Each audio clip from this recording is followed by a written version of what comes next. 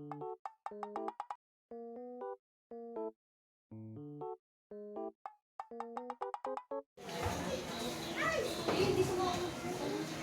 na si ate? Okay ka lang dyan, pinakatayo?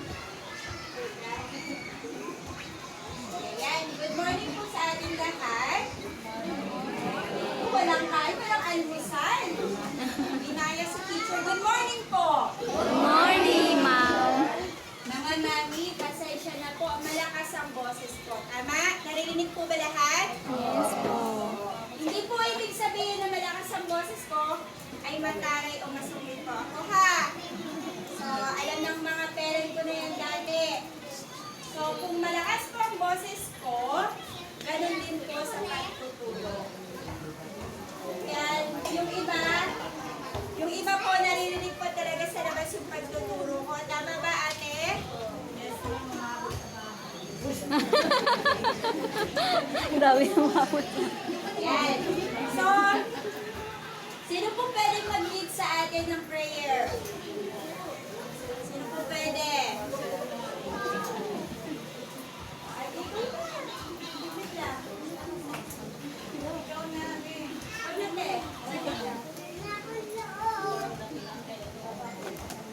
Sige na. Sige, bow your head na lang po. Pakinggan po na natin ang simpleng panalangin. Sa ngalan ng Ama, ng Anak, ng Diyos Espiritu Santo. Ama, maraming salamat sa lahat na pagkakataon na mabigyan kami ng meeting ngayong araw na ito. Naway gabay din po kami natin sa pagkakos amin.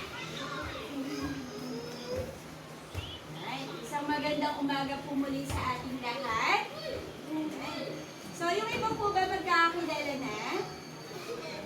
O, kasi magkakaroon po tayo ng parents, officer ngayong araw, kaya meron po tayo general meeting. Okay po ba? O, bago po ang lahat, i-announce ko muna po yung schedule ng anak ninyo. 2 sessions po tayo, ha?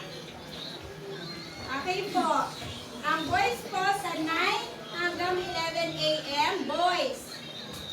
Agapito, Cabalquinto, Cantiga, Sarmiento, Navida, Muyen, Flores, Solano, Lacuyan, Cinto, Ilian, Hindi, ewan ko. Sison, Pagsasamahan pa rin yan. Guevara, Espinosa. Yun po yung lalaki sa 9, ha? 9 ng umaga. Babae, ipapaskil ko rin naman po ito. Babae, 9 hanggang 11 a.m.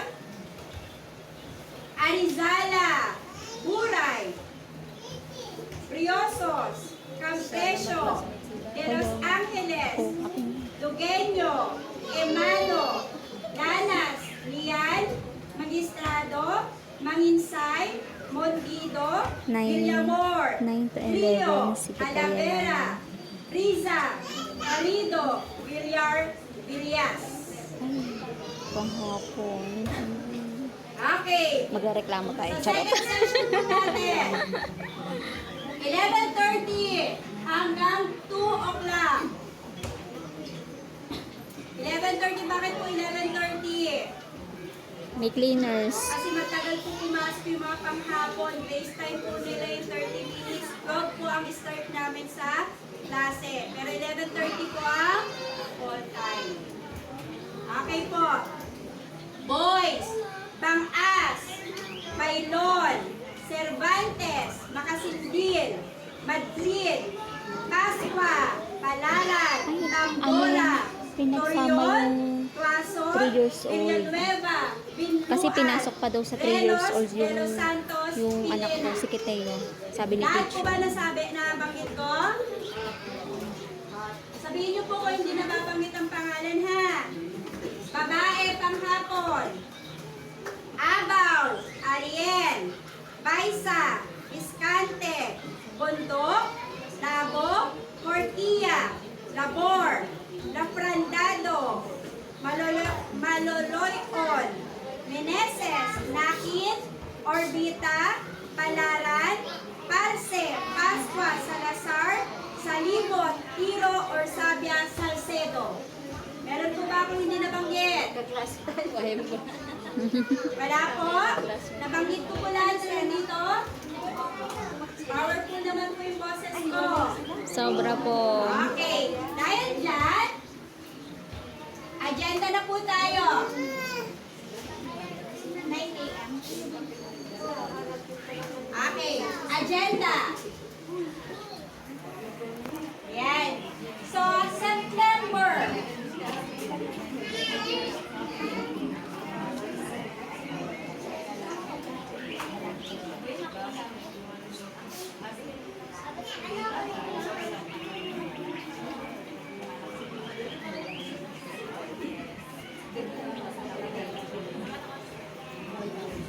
Okay. Agenda natin una. September 11, first day of our class. 11 po ha. Monday na po yan. Ang oras po, 9 hanggang 11 a.m. At 11:30 hanggang 2 p.m. Okay po? Okay. During class po, marami pa po yung hindi naka-uniform. Allowed pa naman po yun. Allowed pa po ang hindi naka-uniform. Basta po, maayos ang batang papasok dito sa daycare. Paano pong maayos? Hindi po yung pagkabangon sa higaan, papasok agad. Home. Kasi mayroon po mga bata na hindi nawawala ang sipon. O kaya naglalaway pa. Kasi ang batang tulad po niyan ay hindi pa natin maiwasan na hindi pa nila alam kung ano yung tama o mali. Okay po.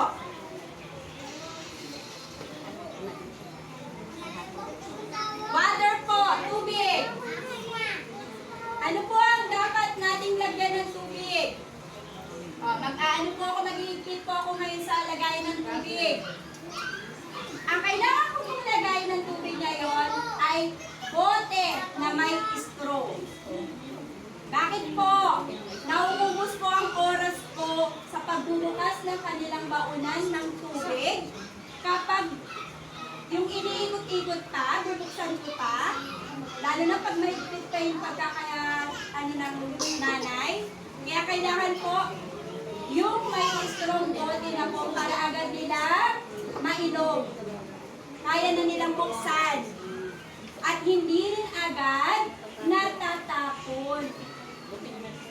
Kasi wasting of time po talaga. Pag meron pong nakatapon ng batang tubig, wala naman pong ibang mag-aano nun eh. Sino po ba? Ako lang po. Kasi hindi po ako nagpapapasok ng parent during class time. Okay po. Ang iba.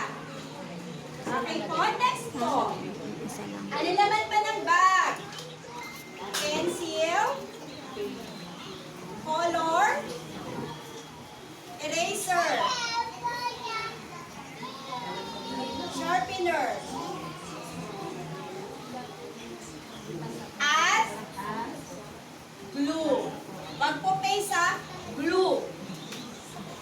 Yan po ang kailangang nasa loob ng bag ng inyong anak. So wag niyo na pong pagdalay ng kung ano-ano. Yung nakakabigat lang po sa mga bata. At para madali nilang i-confirm kung ano yung mga kailangan ko ipakuha sa bag nila. Okay po? Next po. Kailangan po ang bata ay laging may towel. Sakmin sa likod, pamuna sa chocolate na kalaman. Bakit po? Ang batang kumakain ng chocolates ay mas hyper pa kay teacher pagdating dito sa daycare. Huwag mong painumin ang anak ninyo ng Milo bago pumasok.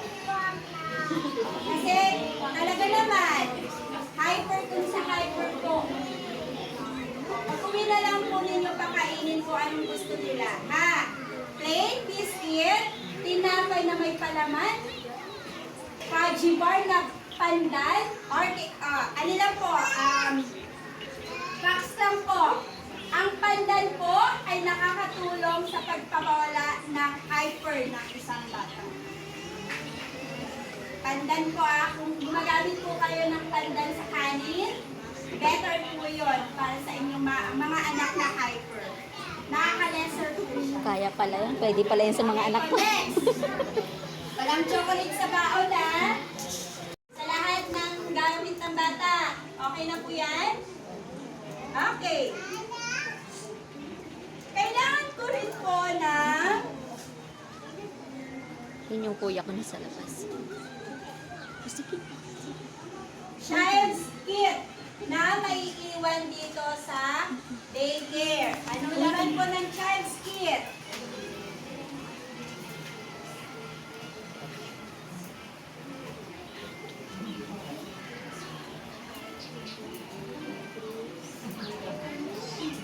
Okay, damit at saka undies. Ano po yung undies? Panty o brief.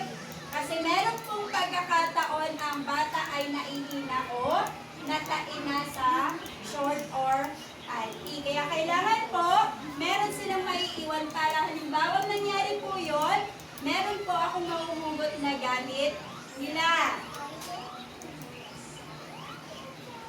Extra towel, tissue, alcohol, o kung ano pang gusto nyong ilagay sa child's kit nila. So basta meron pong undies, dress, towel, or tissue, alcohol. Naintindihan po? Hindi ko po yan kinukuha. Ha? Hindi ko po kinukuha yan. Okay po, next po. Agenda, baon. Oo, pwede yun. Ano po ba ang paborito ng mga anak ninyo? Na kinakain? Mostly chocolates, tama? Okay. Mag-iipit din po ako sa baon. Okay, ang baon po ng bata ay clay. Mami, sa isang unang linggo, ng pagpasok ng inyong anak, papayag po ako na kayo ay pasirit-sirit sa labas ng grills na yan. Pero, parents are not allowed inside this classroom. Para makasanay po sila, masanayan po nila. Kung alam naman ninyo ay mahirap iwan, mag-usap tayo. Sabihan niyo po ako na ayaw magpaiwan ng anak. Iyon ako muna yung dalawa ko. Kasi gusto niya kasama siya. Gagawa. Pero, isang linggo lang po ang palugit ng inyong anak. O hindi ko naman po yan sila, hindi ko naman po yan sila hahayang iiyak lang. Siyempre, aanin ko rin naman po yan sila. Sino na po ang nakaranas ng hawakan ko? Yung inyong mga anak. Sino na po? Itaas naman po ang kamay. Sino po ang meron ng anak na pinaaral sa akin? 4? 5? Okay. May nagsumbong na po bang kinulot ko? Pinalo ko? Nilakihan ng mata. Wala na yatang may lala. Ganun lang po ang kaya ko. Lakihan ng mata. Pero never po ako nag-attempt na pagalitan ng anak ninyo or tulutin or paluin ang inyong mga anak. Kaya pagdating pa lang po sa inyong mga bahay, sabihan na po si anak na kailangan na nila mag-aral. Para matuto na po sila pagdating po sa big school. Okay po. May tanong pa po ba? Wala na? Mapunta po tayo sa orientation na karaan. Sino po ang naka-attend ng orientation na karaan online? Sino po naka-attend ng online orientation? Nasabi po ba yung participation fee?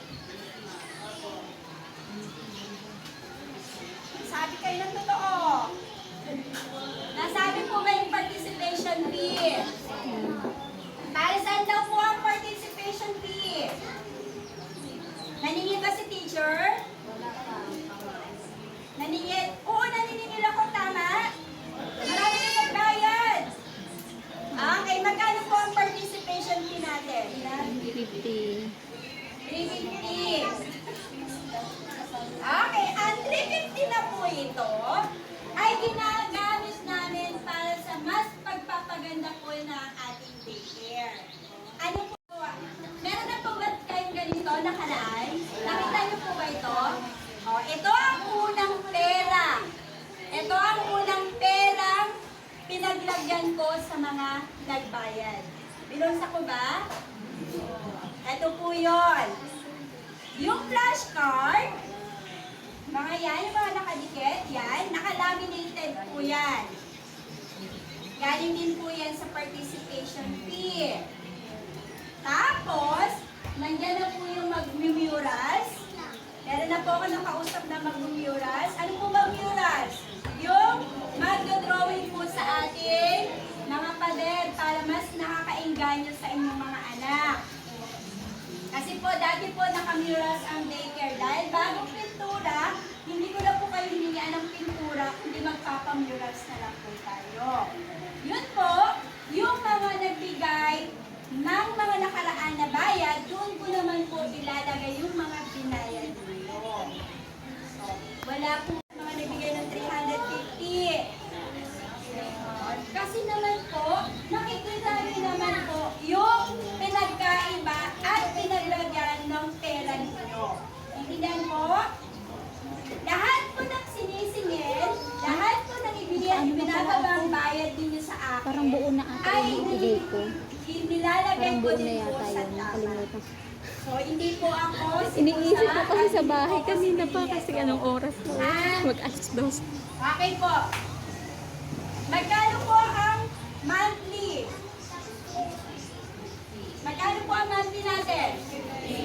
50. Para saan po ang 50? Kuryente, Okay. tubig. Tubig, kuryente, at kung ano pa po ang mga pangangailangan na meron sa daycare during class time. Kasi po, nagpapaserox po ako. Pag may feeding po, minsan sa bulsa ko na po kinukuha yung pagbiyahe ng feeding para may uwi at may ibigay sa inyo. Ayan. Okay po? So, yung 50 pesos na po ito, lahat po yan monthly magbabayad. Ayoko po nung sasabihin niyo sa akin, hindi ako magbabayad kay teacher kasi hindi naman yan compulsory. Saan po kukuha na pambayad ng ilaw at tubig ng daycare natin? Okay po. Next po. May tanong po? Wala naman. Walang bayan ng reaction sa 350 at saka 50. Wala po. Okay. Yung 350 po, kung nakakaluwag-luwag, pwede nyo na pong bayaran in full. Pero, kung hindi naman po kayo pwede naman po tapyas-tapyas. Pero, hindi po natin mabayaran ito ha. Dating sa bayaran, masasabihan nyo lang po ako. Next po. Pag meron pa rin po tayong extra pera, ayan, dadagdagan ko po yung flooring natin ng linoleum. Kasi pangit na po, nasira po nung naggawa sila dito. Kaya, ayun po. Open pa rin po ako sa mga donations ha. Kung sinong may gustong mag-donate. Wala pong problema. Pero kung wala naman po, okay lang po, hindi ko kayo pipilitin. Okay? Tanong. Wala na po bang tanong? Baka may nakalimutan po ako. Wala na pong tanong? Okay. Sa first day of school po, pwede pong magdala muna ng mga anak ninyo ng laruan. Playtime pa lang po natin. Kukunin ko muna po yung... Okay po? Pwede daw magdala Kahit ng anong laruan. Sa first Ano day. pa? Tanong? Wala na po. Nagugutom na kayo? Alam naman nagugutom eh. Wala nagtatanong, wala nagre-react. Okay po.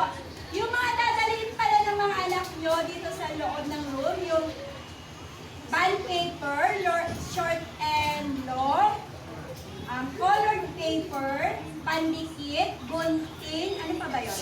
Eraser, extra color, at saka extra pencil and glue. Pwede nyo na po yung ibigay.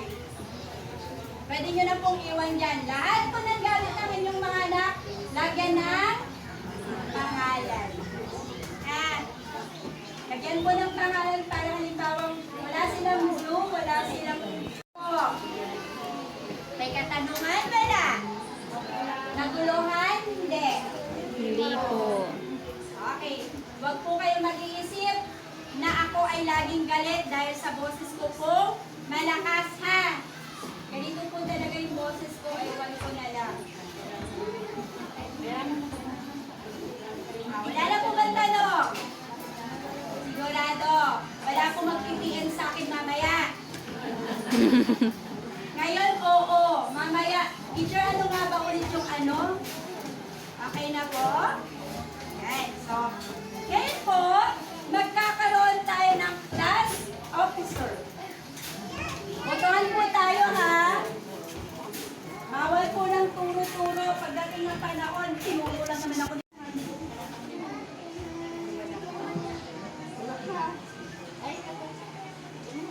The table is now open for voting for president. Sino po ang, magpapakilala pa po ba kayo? Sino po? Ate Jubin, sino gusto mo maging presidente?